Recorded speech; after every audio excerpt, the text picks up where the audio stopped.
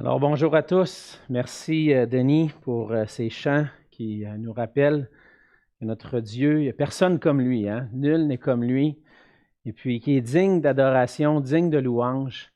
Et j'aimerais vous souhaiter la bienvenue avec nous sur YouTube en ce week-end de l'Action de grâce. Et puis, cette semaine, je réfléchissais aux bontés de Dieu en 2020, puis je suis tombé sur Twitter sur un humoriste québécois qui disait normalement, à l'Action de grâce, on dit merci à Dieu pour sa grâce envers nous, puis ce qu'il fait pour nous, mais on peut-tu le skipper en 2020? On peut-tu le skipper en 2020? Probablement, il faisait référence avec tout ce qui se passe avec la pandémie. Et puis, ça m'a fait quand même réfléchir. Est-ce qu'on est disposé à remercier le Seigneur pour sa grâce envers nous, même au milieu des épreuves, même au milieu d'une pandémie comme ça, comme on a vécu? Et puis, ça me faisait penser que oui, il y a plein de choses. Juste le simple fait qu'on puisse respirer aujourd'hui, qu'on puisse s'être levé avec dans notre région, un beau soleil à l'extérieur, d'avoir la possibilité de pouvoir le louer Dieu, de pouvoir vivre pour lui. Déjà d'être en vie, c'est une grâce que Dieu nous fait, puis on veut le remercier pour ça. Mais une des choses que je pensais, c'est que cette année, le Seigneur m'a amené ici à servir à l'église de Saint-Hubert, puis je vois vraiment ça comme une grâce de la part de Dieu, de pouvoir servir, d'être ici, de pouvoir servir avec vous. Puis je rends grâce à Dieu de nous avoir conduits ici, et puis que malgré les circonstances, on puisse apprendre à se connaître et puis continuer de travailler ensemble pour l'œuvre de Dieu. Puis je rends grâce à Dieu pour ça. Je rends grâce à Dieu pour vous, pour votre persévérance dans la foi, dans ces moments difficiles. Puis il y a plein de choses qu'on pourrait remercier Dieu. Mais je voudrais vous encourager aujourd'hui ou demain, pendant la journée, de prendre un temps en famille et puis peut-être au repas. On fait ça des fois avec les enfants. À tour de rôle, on partage une bénédiction, une action de grâce à Dieu, puis de prendre le temps en famille de remercier le Seigneur pour ses grâces envers nous en 2020. Et on veut rendre grâce à Dieu parce que Dieu est bon, puis Dieu continue d'être bon envers nous. Je voulais vous donner des nouvelles aussi avant d'aller dans le passage de la parole de certaines personnes. Comme vous le savez, il y a certaines personnes dans l'Église qui ont reçu un diagnostic positif par rapport à la COVID-19. On pense à notre sœur Diane, notre frère Pierre qui tranquillement se remettent. On a appris cette semaine aussi le résultat positif de Moreau et puis Claudette. Et puis hier, j'échangeais aussi avec Martin Jones. Et puis Martin a reçu un diagnostic positif lui aussi. Probablement que Liliana est affectée et les enfants aussi ont des symptômes. Donc, portez-les dans la prière devant le Seigneur. C'est certainement pas des moments difficiles, des moments faciles, c'est ça que je veux dire. C'est vraiment pas des moments faciles pour eux. Et puis, qu'on puisse les porter dans la prière, puis être là pour eux, les soutenir dans ce temps-là difficile. Ce matin, on va voir un passage ensemble dans l'Évangile de Luc, puis j'aimerais vous inviter à tourner avec moi dans l'Évangile de Luc au chapitre 1. On va lire le passage avant d'aller dans un mot de prière. Et ce matin, c'est rare que j'annonce le titre de mon message comme ça, mais j'ai décidé d'intituler mon message « Quand Dieu brise le silence ». On a vu la semaine dernière le début de l'Évangile de Luc, les versets 1 à 4. On a fait une introduction de montrer combien Luc a fait un travail de recherche approfondie en long et en large pour pouvoir communiquer avec certitude les événements, le récit des événements qui se sont passés dans la vie de Jésus. Et le récit de Luc, comme on l'a mentionné la semaine passée, c'est celui qui commence le plus tôt dans tous les événements de la vie de Jésus. Et il commence avec l'annonce de la naissance de Jean-Baptiste. Et c'est ce qu'on va lire ensemble dans Luc 1, verset 5 jusqu'à 25. Du temps d'Hérode, roi de Judée, il y avait un sacrificateur nommé Zacharie de la classe d'Abia. Sa femme était d'entre les filles d'Aaron et s'appelait Élisabeth. Tous deux étaient justes devant Dieu, observant d'une manière irréprochable tous les commandements et toutes les ordonnances du Seigneur. Ils n'avaient point d'enfants parce qu'Élisabeth était stérile, et ils étaient l'un et l'autre avancés en âge. Or, pendant qu'il s'acquittait de ses fonctions devant Dieu, selon le tour de sa classe, il fut appelé par le sort, d'après la règle du sacerdoce, à entrer dans le temple du Seigneur pour offrir le parfum. Toute la multitude du peuple était dehors en prière à l'heure du parfum. Alors, un ange du Seigneur apparut à Zacharie et se tint debout à droite de l'autel des parfums. Zacharie fut troublé en le voyant, et la frayeur s'empara de lui. Mais l'ange lui dit, « Ne crains point, Zacharie, car ta prière a été exaucée. Ta femme Élisabeth t'enfantera un fils, et tu lui donneras le nom de Jean. Il sera pour toi un sujet de joie et d'allégresse, et plusieurs se réjouiront de sa naissance, car il sera grand devant le Seigneur. Il ne boira ni vin, ni liqueur enivrante. Il sera rempli de l'Esprit Saint dès le sein de sa mère. Il ramènera plusieurs des fils d'Israël au Seigneur leur Dieu. Il marchera devant Dieu avec l'esprit et la puissance d'Élie pour ramener les cœurs des pères vers les enfants et les rebelles à la sagesse des justes, afin de préparer au Seigneur un peuple bien disposé. » Zacharie dit à l'ange, « À quoi reconnaîtrai-je cela? Car je suis vieux et ma femme est avancée en âge. » L'ange lui répondit, « Je suis Gabriel, je me tiens devant Dieu. J'ai été envoyé pour te parler et pour t'annoncer cette bonne nouvelle.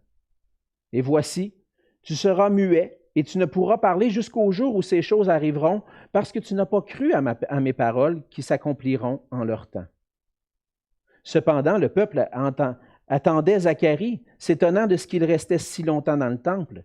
Quand il sortit, il ne put leur parler, et ils comprirent qu'il avait eu une vision dans le temple. Il leur faisait des signes, et il resta muet. Lorsque ses jours de service furent écoulés, il s'en alla chez lui. Quelque temps après, Élisabeth, sa femme, devint enceinte. Elle se cacha pendant 5 mois, disant, « C'est la grâce que le Seigneur m'a faite, quand il a jeté les yeux sur moi, pour ôter mon opprobre parmi les hommes. » Courbons-nous dans un mot de prière.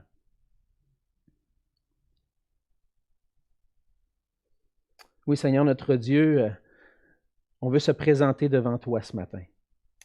On vient devant toi pour venir à tes pieds, pour te louer, t'adorer, te rendre grâce, Seigneur, pour tes bontés envers nous.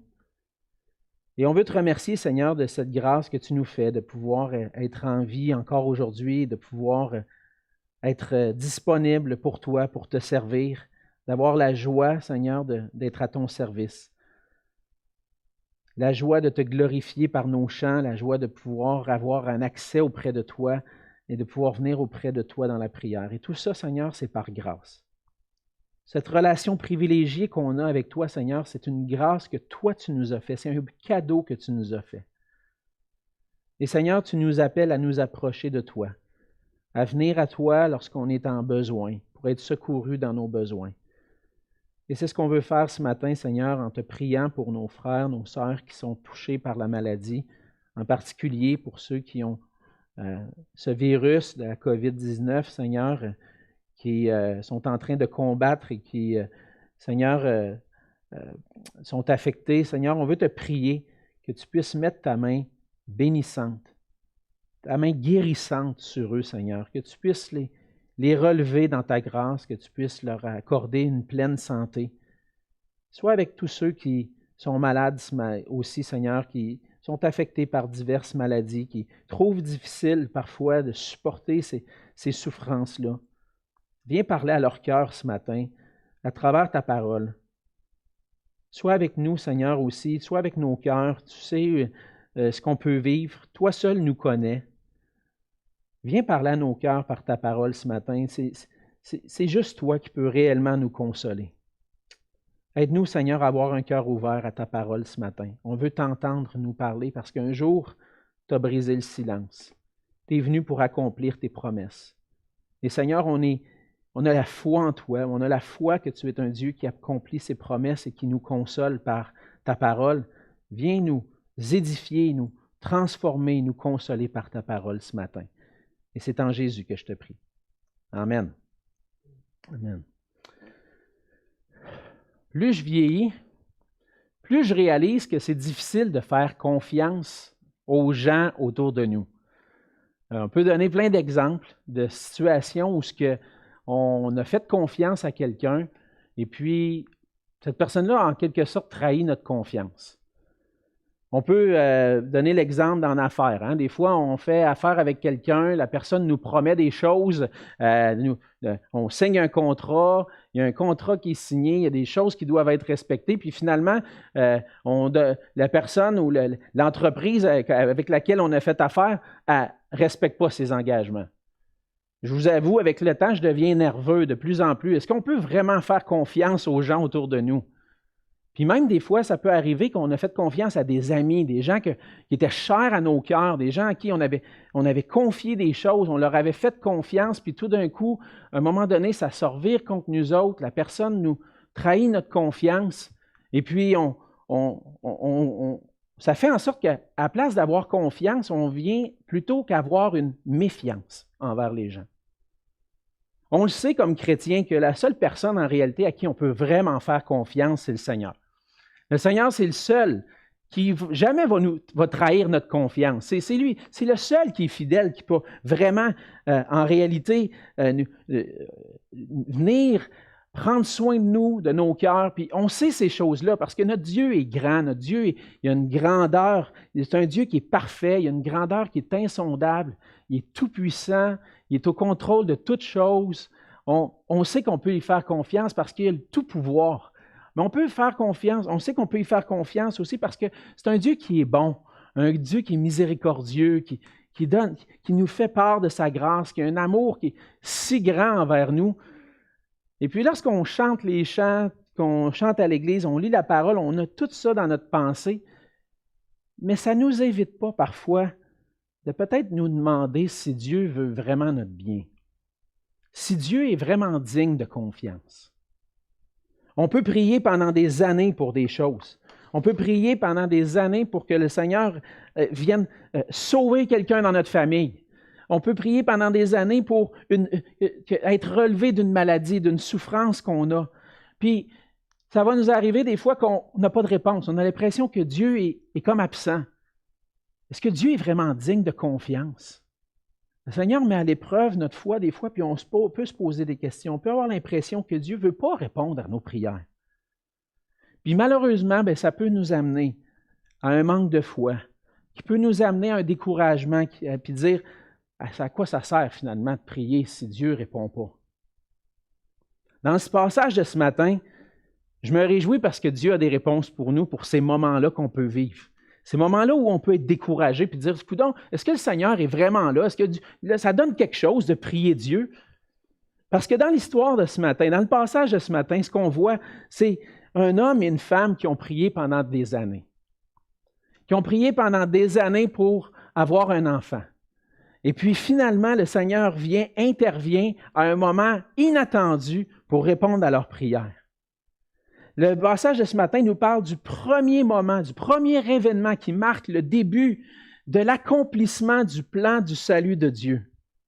Et dans ce récit-là, Dieu va briser le silence. Comme si Dieu était absent, comme si Dieu ne répondait pas à la prière de cet homme et de cette femme-là. Mais Dieu n'était pas absent. Dieu était toujours là, mais il attendait le moment opportun. Et Dieu brise le silence, puis intervient dans la vie de Zacharie et d'Élisabeth et vient répondre à leur prière. Et encore plus que ça, il vient répondre à la prière de tout son peuple qui attendait une délivrance de la part de Dieu. Puis de la même façon, aujourd'hui, Dieu intervient dans nos vies et intervient à certains moments précis pour venir briser le silence qu'on a l'impression qu'il y a dans nos vies. Et Dieu veut nous montrer qu'il est digne de confiance et qu'on peut réellement lui faire confiance. Et on va voir ce matin 3 raisons pour lesquelles on peut vraiment faire confiance à notre Dieu. On voit dans le passage de ce matin que Dieu est souverain et fidèle envers son peuple et qu'il accomplit ses promesses en son temps. Dieu est souverain est fidèle envers son peuple en accomplissant ses promesses en son temps. Le passage de ce matin nous enseigne qu'on peut faire confiance à Dieu, puis qu'on doit faire confiance à Dieu. Pourquoi? Premièrement, parce que Dieu est souverain dans toutes les circonstances de nos vies. C'est ce qu'on voit dans les versets 5 à 7. Luc commence le passage en montrant que Dieu intervient dans le temps et l'espace.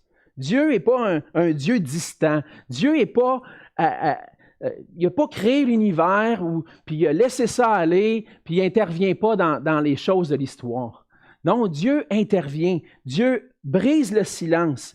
Il entre dans le temps et dans l'espace et vient à la rencontre de cet homme, Zacharie, et de sa femme Élisabeth. On voit au verset 5 que Luc prend le temps de spécifier que c'est au temps du roi Hérode, le roi de la Judée, qui avait un sacrificateur qui s'appelait Zacharie. Et puis, Dieu entre dans le temps, à ce moment-là précis, le moment que Dieu avait choisi, au temps du roi Hérode, et particulièrement à Jérusalem, dans le temple. Dieu vient, intervient. Et le Seigneur connaît très bien ce que vit Zacharie et Élisabeth. On voit dans le passage que Luc va prendre le temps de nous mentionner que Zacharie était un sacrificateur, un homme au service de Dieu, et que sa femme même était une descendante d'Aaron, de la famille des sacrificateurs, et qu'elle s'appelait Élisabeth. Et juste entre parenthèses, j'ai appris cette semaine qu'Élisabeth, en réalité, ça m'a fait remarquer ça, qu'Élisabeth, c'était le nom de la femme d'Aaron aussi. Et donc, c'est une famille spéciale, un couple spécial au service de Dieu, que Dieu intervient dans leur vie. Et on voit que Dieu savait exactement quelle épreuve il vivait.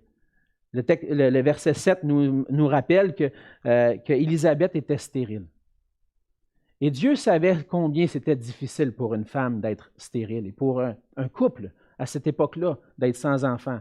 Et encore aujourd'hui, j'ai connu des couples, des familles dans l'Église où l'épouse n'était pas en mesure d'avoir des enfants, puis c'est difficile. C'est difficile surtout pour ceux qui veulent avoir des enfants. Et ça, c'est une épreuve énorme. Mais à cette époque-là, c'était une épreuve encore plus difficile parce que parfois les gens voyaient la stérilité de la femme comme un jugement de Dieu, comme une malédiction envers le couple. On voit au verset 25 à la fin que Élisabeth, après avoir entendu l'annonce et puis est tombée enceinte, a dit que le Seigneur a ôté mon opprobre parmi les hommes. Il y avait un odieux, il y avait un opprobre. Il y avait comme c'était mal vu à cause de la stérilité. On voit dans les passages de l'Ancien Testament que dans la loi, le fait de ne pas avoir d'enfant pouvait être une cause de malédiction en raison d'un péché. C'est vrai, c'est arrivé, puis la loi de Dieu le disait, ça pouvait arriver que la femme soit pas stérile, ne puisse pas avoir d'enfant en raison d'un péché. Mais dans ce cas-ci, c'est clair que ce n'est pas en raison d'un péché. Luc nous présente cet homme et cette femme-là comme des gens qui étaient justes devant Dieu, qui suivaient d'une manière irréprochable les commandements de Dieu, qui étaient un homme et une femme obéissantes, un homme et une femme avec un cœur attaché à Dieu et qui priaient Dieu. Et c'est important de voir ça parce que l'épreuve n'est pas toujours rattachée à un péché. Et souvent, ça peut nous arriver des fois, comme chrétiens, de penser que si je ne goûte pas la bénédiction, c'est parce que j'ai un péché dans ma vie. Il y a certaines églises même, avec l'évangile de la prospérité, qui prêchent ces choses-là. Si tu ne goûtes pas la bénédiction de Dieu, c'est parce que tu as un péché dans ta vie. Ça peut arriver. Ça peut arriver qu'il y a un péché, puis Dieu amène une conséquence au péché. Mais l'épreuve n'est pas toujours reliée à un péché particulier. Et dans ce cas-ci, on voit que Dieu a permis une épreuve. Dieu est souverain dans la vie d'Élisabeth et Zacharie. Et Dieu permet l'épreuve. Et l'épreuve n'est pas toujours causée par le péché et il n'y a pas de honte à passer à travers une épreuve. Lorsqu'on est clairement devant le Seigneur et qu'on sait que le Seigneur, qu'on n'a rien à se reprocher, qu'on a confessé au Seigneur nos péchés, et puis que l'épreuve persiste, on peut juste dire, bien, finalement, c'est parce que c'est Dieu qui en a décidé ainsi. Dieu est souverain sur toutes choses. Il connaît les épreuves qu'on traverse. Puis il nous l'a dit. Il dit que lui-même, des fois, envoie les épreuves. On voit ça dans l'Épître de Jacques, où il nous encourage à voir les épreuves comme un sujet de joie qui exerce notre foi, qui exerce notre patience en Dieu. Mais ce qu'on voit, c'est que Dieu était au courant. Dieu était au courant de cette épreuve-là qu'il vivait, puis pas depuis 2 ou 3 ans, depuis plusieurs années. Parce que Zacharie et Élisabeth étaient avancés en âge. On peut croire qu'ils pouvaient être rendus à l'âge de peut-être 70 ans, peut-être même 80 ans. On ne sait pas exactement quel âge ils avaient, mais ils étaient assez vieux pour se dire, bien, finalement, on n'aura pas d'enfants. Et si on prend le temps, mais admettons qu'il y avait 80 ans, on va donner un chiffre, à peu près, là. Puis que les jeunes femmes avaient des enfants à partir de très, très jeunes, mettons, on va dire 20 ans, mais parfois c'était plus jeune que ça. C'est 60 ans d'attente. Puis à un moment donné, probablement, ils ont dit, bien, c'est impossible. Puis on le voit même dans le passage. Dieu n'a pas voulu nous accorder cette grâce-là. Mais 60 ans d'attente, 50 ans, 60 ans d'attente pour que Dieu intervienne. Mais cette situation-là n'était pas hors du contrôle de Dieu. Parce qu'on sait que Dieu est au contrôle de toutes choses. C'est lui qui va permettre les épreuves dans nos vies. Dieu connaît chaque moment de nos vies, connaît chaque jour. Cette semaine, à la réunion de prière, on méditait sur le psaume 139. Au verset 16, ça dit « Quand je n'étais qu'une masse informe, tes yeux me voyaient. Et sur ton livre étaient tous inscrits les jours qui m'étaient destinés, avant qu'aucun d'eux n'existe. Avant qu'aucun de mes journées existe, avant même que je sois au monde, Dieu connaissait chacune de mes journées. Puis on peut conclure de ça qu'il connaît chacune des maladies que je vais avoir, chacune des épreuves que je vais traverser, puis il connaît même le jour, la seconde de ma mort. Dieu connaît toutes choses. Et Dieu permet ces choses-là. Il n'y a rien qui se passe dans l'univers qui ne soit pas au contrôle de Dieu. Et des fois, il y a des gens qui vont se poser la question, est-ce que Dieu permet même le mal? Il me semble que Dieu est bon. Est-ce que Dieu permet le mal? Lorsqu'on lit l'histoire de Job, Job réalise que Dieu est souverain sur toutes choses. Puis il va même dire, lorsque sa femme lui demande de maudire Dieu en raison de son épreuve, il va dire quoi? Nous recevons de Dieu le bien et nous ne recevrions pas aussi le mal. Donc Dieu permet qu'il y ait des épreuves dans nos vies, permet qu'il y ait des malheurs qui puissent nous toucher. Puis on comprend. Puis la difficulté avec ça, c'est qu'on ne comprend pas toujours pourquoi. Puis ça, c'est notre première question. Puis je pense que c'était la première question que Job a eue, puis probablement la première question qu'Élisabeth et Zacharie ont eue. Mais pourquoi, Seigneur? Pourquoi tu permets ça dans nos vies? Pourquoi tu permets qu'on vive avec cet opprobre-là pendant toutes ces années-là? Pourquoi? Et souvent, on n'a pas la réponse au pourquoi. On ne sait pas pourquoi. On sait juste une chose, c'est que Dieu est au contrôle et que Dieu l'a permis. Ça m'est arrivé de vivre des épreuves, puis une épreuve dans ma vie particulière où j'ai posé cette question-là. Pourquoi? Pourquoi, Seigneur? Puis pendant des années, pendant plusieurs années, mon cœur était dévoué au Seigneur, à lire sa parole régulièrement, puis à chercher à comprendre le pourquoi Dieu permet ça. Savez-vous, aujourd'hui, je ne sais pas. Je ne sais pas. Mais une chose que je sais, c'est que Dieu a forgé ma foi à travers cette épreuve-là. Dieu a permis à cette épreuve-là pour que je puisse me rapprocher de lui, pour que je puisse apprendre à le connaître, puis à lui faire confiance, même si je ne comprends pas pourquoi. Même si on ne comprend pas pourquoi, on sait que Dieu est au contrôle, que Dieu va se glorifier et que lorsque Dieu accomplit sa volonté, ça lui apporte la gloire. On doit persévérer dans notre service au Seigneur, dans notre confiance au Seigneur malgré tout. C'est ce qu'on voit dans le passage. Zacharie et Élisabeth sont un exemple. 50 ans, 60 ans, sans avoir d'enfants. Et qu'est-ce que ça nous dit? Ils étaient juste devant Dieu, observant d'une manière irréprochable tous les commandements et toutes les ordonnances du Seigneur. Leur épreuve n'était pas due à un péché. Leur épreuve était due à la souveraineté de Dieu. Mais malgré cette épreuve-là, leur cœur était entièrement dévoué au Seigneur. Et on a à apprendre de ça. On a à apprendre de dire, Seigneur, même si je vis des épreuves, même si tu permets des épreuves dans ma vie, je veux te faire confiance, puis je veux marcher avec toi. Et on peut faire confiance à Dieu parce que Dieu est souverain sur toutes choses. C'est ce qu'on voit premièrement. Deuxièmement, on voit que on peut faire confiance à Dieu parce que Dieu est fidèle pour répondre à nos prières. Dieu est fidèle pour répondre à nos prières. On voit que Zacharie et Élisabeth ont eu une réponse favorable à leur prière. On voit ça dans les versets 8 à 13 du passage. Mais le Seigneur ne répond pas toujours selon nos attentes. Je suis convaincu que Zacharie et Élisabeth ne s'attendaient pas à une réponse de la part de Dieu rendue à cette étape-là de leur vie. Mais Dieu, lorsqu'on vient à lui et qu'on prie, il ne répond pas toujours selon nos attentes. Nous, on a des attentes. Parfois, on va prier puis on s'attend à ce que Dieu réponde immédiatement. Mais ça va arriver des fois, on a un besoin immédiat. Je pense, lorsqu'on se réunit en tant que conseil, les conseils des anciens, au début de la réunion, on va prier puis on dit, Seigneur, donne-nous ta sagesse, puis guide-nous dans nos discussions, on veut t'honorer puis on veut te suivre. On veut pas, c'est pas notre Église, c'est la tienne. Puis on s'en remet au Seigneur, puis on voit souvent Dieu agir au milieu d'une réunion. On voit que le Seigneur nous a conduits, nous a donné, nous a accompagnés par son esprit, puis on remercie le Seigneur pour ça.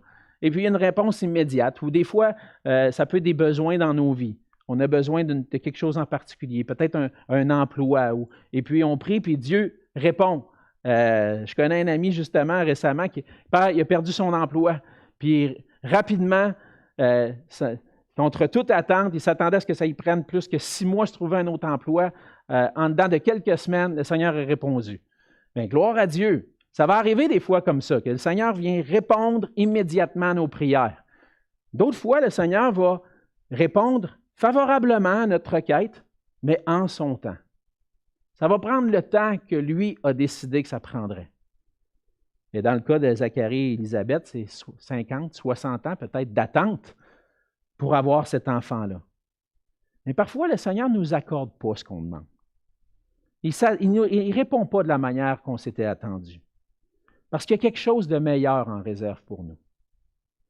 Ceux qui regardent l'histoire de Joseph les jeudis matins, vous voyez ça, ce qui arrive à Joseph, l'épreuve qui lui arrive. Et puis finalement, contre toute attente, Dieu se sert de tous ces événements-là pour amener d'autres choses. Peut-être que la prière de Joseph, c'était « Fais en sorte que je puisse retourner dans ma famille, que je puisse retourner chez nous. » Ou on ne le voit pas, mais mettons qu'on s'imagine que ça pouvait être ça.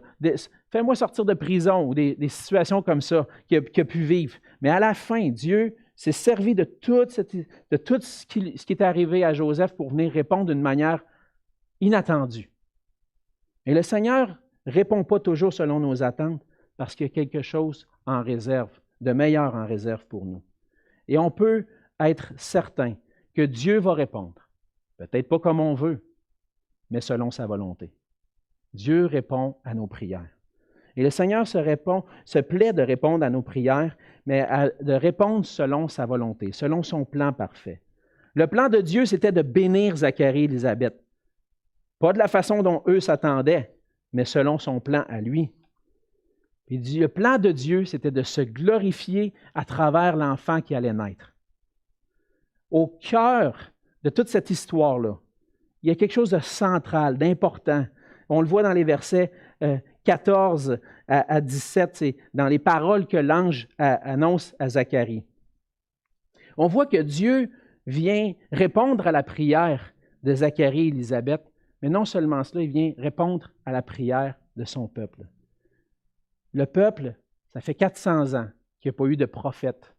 Ça fait 400 ans depuis la fin de Malachie jusqu'à ce moment-là, 400 ans de silence où il n'y a pas de prophète. 400 ans de silence de la part de Dieu et le peuple attend toujours l'accomplissement des promesses. On est supposé on attend un Messie qui est supposé de venir, qui est supposé venir établir son royaume, puis que finalement on puisse régner avec lui, puis venir nous délivrer des ennemis qu'on a. Et puis le peuple d'Israël était dans l'attente. Pendant 400 ans, il y a eu un silence.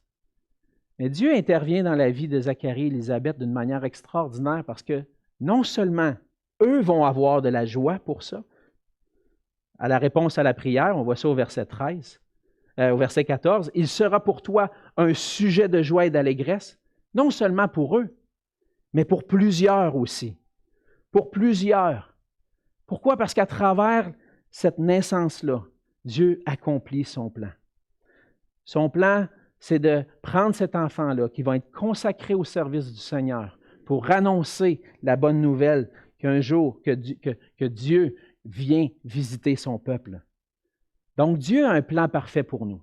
On ne le connaît pas. Zacharie et Élisabeth ne connaissaient pas ce plan-là. Mais on peut lui faire confiance parce que Dieu accomplit son plan selon sa volonté. Et la persévérance dans la prière est importante. On voit que le peuple était dans la prière, on voit que Zacharie et Élisabeth ont été dans la prière pendant plusieurs années aussi, et que Dieu répond à la prière. On a besoin d'exprimer cette dépendance envers Dieu. Comme Jean Calvin dit, la prière, c'est le principal exercice de la foi. C'est lorsque je suis à genoux que je manifeste réellement ma foi envers Dieu. Et cet homme et cette femme-là ont prié. Ils ont prié et Dieu a répondu. Le peuple de Dieu a prié et Dieu a répondu. Et le Seigneur utilise parfois des épreuves pour faire éclater quelque chose d'encore plus grand. Et c'est l'apôtre Paul qui nous montre que dans la prière, on peut trouver de la joie. La joie de savoir que Dieu va accomplir toutes choses selon sa volonté. La joie de savoir que par la puissance de Christ qui agit en moi, je peux traverser les épreuves. Dans 2 Corinthiens, chapitre 12, verset 9, Paul va dire, c'est Paul qui rappelle ce que le Seigneur lui a dit. Il dit, « Ma grâce te suffit, car ma puissance s'accomplit dans la faiblesse. Je me glorifierai donc bien plus volontiers de mes faiblesses, afin que la puissance de Christ repose sur moi. » Quelle est l'attitude de Paul? C'est de dire, je vais prendre la souffrance qu'il faut. Moi, il faut que je diminue. Mais à travers cette souffrance-là, je sais que Christ me soutient. Je sais que Christ m'accorde sa grâce pour traverser l'épreuve. Je sais que je peux m'appuyer sur lui, puis que je peux lui faire confiance, puis que sa volonté est bonne, parce que Dieu a des bons plans en réserve pour moi. Et ce que Dieu a voulu accomplir pour Zacharie et Élisabeth, c'est quelque chose d'encore plus grand. Dieu, à travers ce passage-là, vient accomplir ses promesses. Donc, on peut faire confiance à la fidélité de Dieu parce que Dieu brise le silence puis il répond à nos prières. Mais finalement, on voit le point culminant de ce passage-là. Troisièmement, que la parole de Dieu s'accomplit et que Dieu accomplit ses promesses en son temps. Et c'est la troisième raison pourquoi on peut faire confiance à Dieu. Parce que Dieu accomplit ses promesses. Dieu accomplit sa parole. Le Seigneur vient, envoie son ange qui vient pour briser le silence. Il leur promet un enfant. Il leur promet cet enfant-là. Et puis même, on voit déjà dans ce passage-là que cette prière-là a été répondue parce qu'Élisabeth est tombée enceinte. Et Dieu envoie son messager pour annoncer à Zacharie cette bonne nouvelle. Ta femme Élisabeth va t'enfanter un fils et puis tu vas lui donner le nom de Jean. Et à travers cette parole-là, Dieu apporte la joie à Zacharie et Élisabeth, mais il apporte la joie aussi à son peuple. Et il y a un signe. Dieu va donner un signe pour montrer que ces choses-là vont s'accomplir parce que Zacharie en a demandé un. Au début, il n'a pas cru. Voyons donc. Un gars de 80, 75, 80 ans, c'est pas impossible. Comment ça se fait que ma femme va tomber enceinte? C'est quasiment impossible. Mais Dieu avait quelque chose de précieux en réserve pour lui. Mais à travers peut-être le jugement que l'ange va prononcer envers Zacharie, on voit aussi la grâce. Oui, tu n'as pas cru à ma parole, fait que tu vas être muet. Mais Dieu n'a pas retiré cette grâce-là. Dieu l'accomplit quand même. Et Dieu donne la joie à Zacharie et Élisabeth d'avoir cet enfant-là. Et lorsqu'on vit des choses difficiles, lorsqu'on vient et qu'on réalise, des fois on ne réalise pas ce que Dieu est en train de faire, on peut avoir confiance parce que la parole de Dieu s'accomplit. Le signe de la parole de l'Éternel s'est accompli. Il a été muet, finalement il a retrouvé la parole, Mais à travers ça, Dieu a manifesté qu'il accomplissait sa promesse envers lui. Mais encore plus que ça.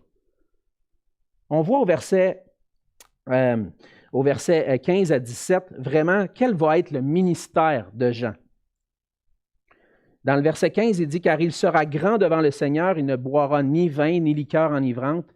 Il sera rempli de l'Esprit Saint et de l'essaim de sa mère. » Et ça, tout ce qui est mentionné là, c'est vraiment le signe que Jean-Baptiste va être un prophète, que ça va être un prophète que même Dieu avait annoncé d'avance.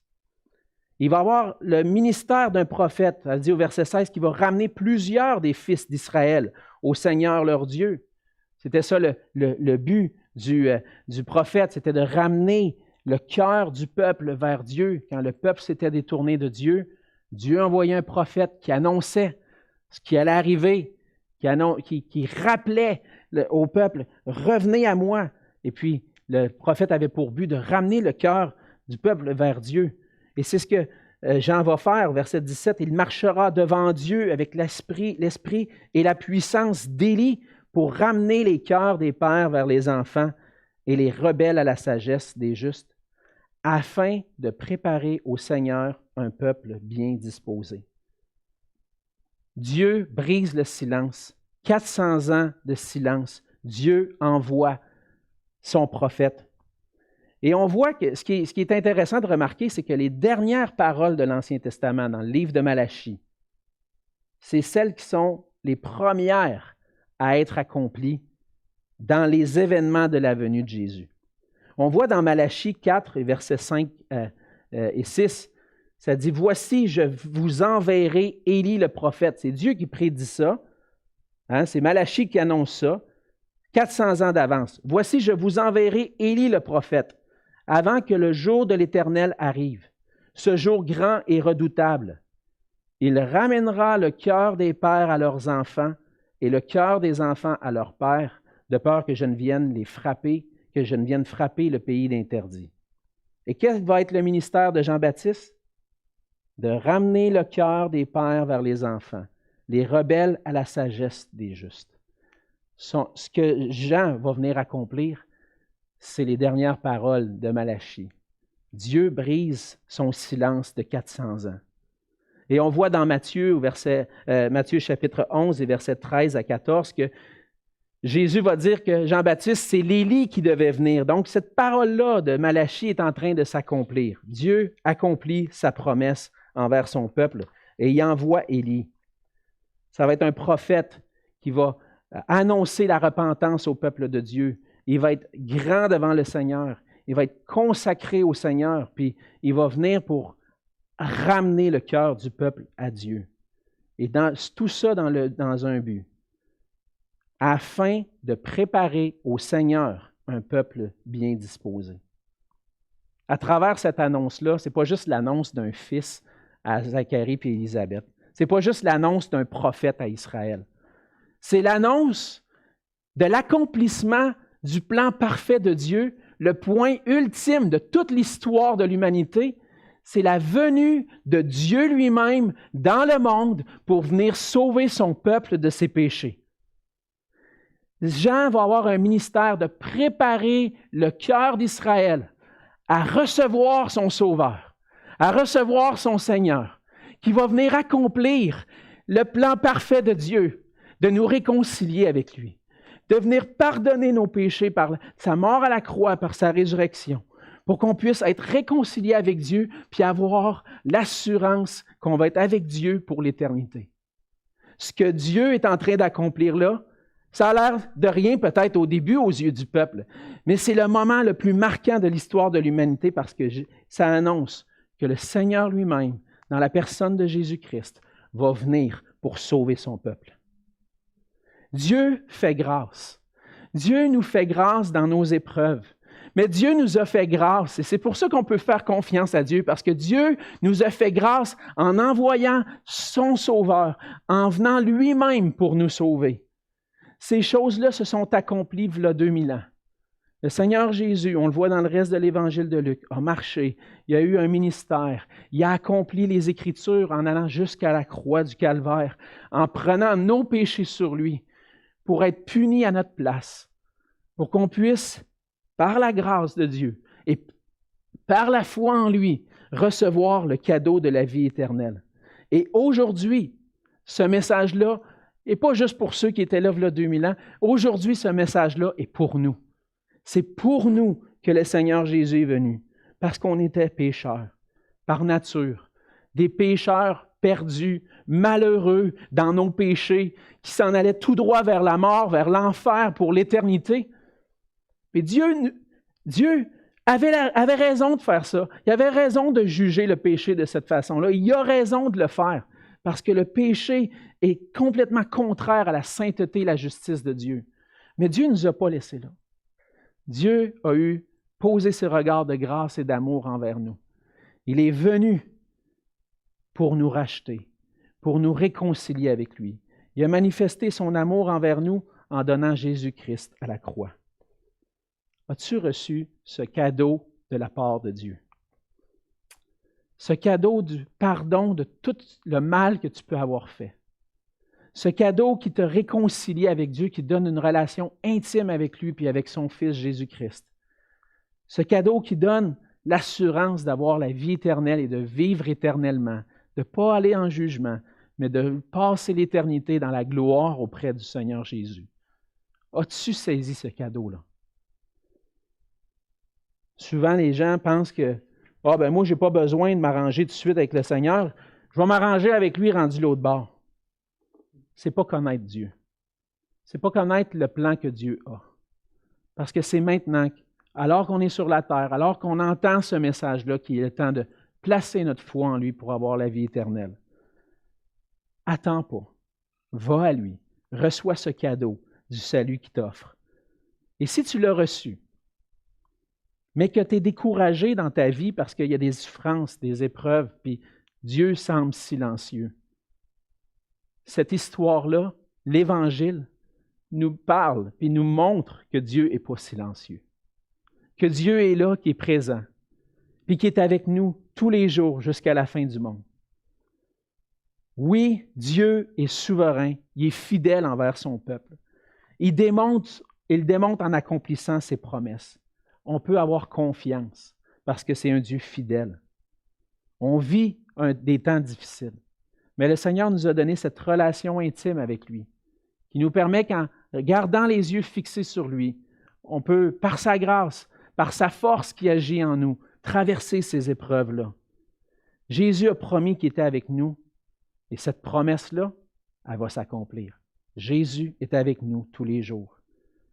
Et si tu es fatigué, découragé avec tout ce qui se passe autour, ferme la TV, éteins l'Internet, ferme le Wi-Fi chez vous, arrête de regarder ton téléphone, puis trouve-toi un endroit tranquille où tu vas pouvoir plonger tes regards dans la parole puis venir déverser ton cœur au Seigneur dans la prière.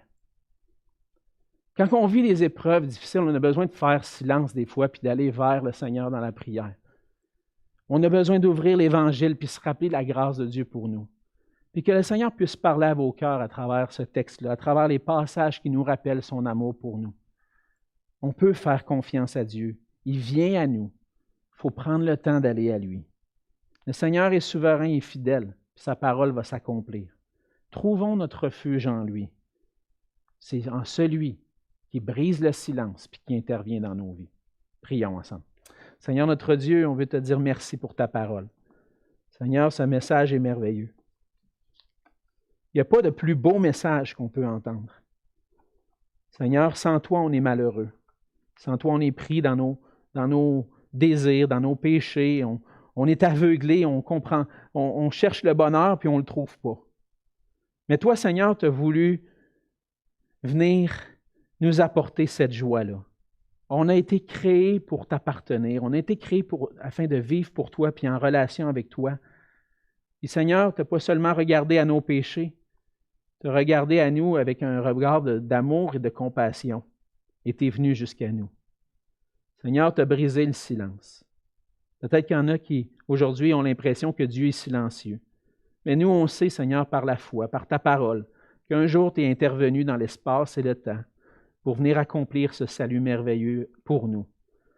Seigneur, aide-nous à persévérer, à garder les yeux fixés sur toi alors qu'on vit des moments difficiles, peu importe l'épreuve qu'on peut vivre, Seigneur, qu'on puisse se rappeler que tu es souverain, au contrôle, que tu es fidèle pour répondre à nos prières selon ta volonté et que ta promesse va s'accomplir. Et c'est une joie pour nous parce qu'on sait qu'un jour, tu vas revenir, Seigneur Jésus.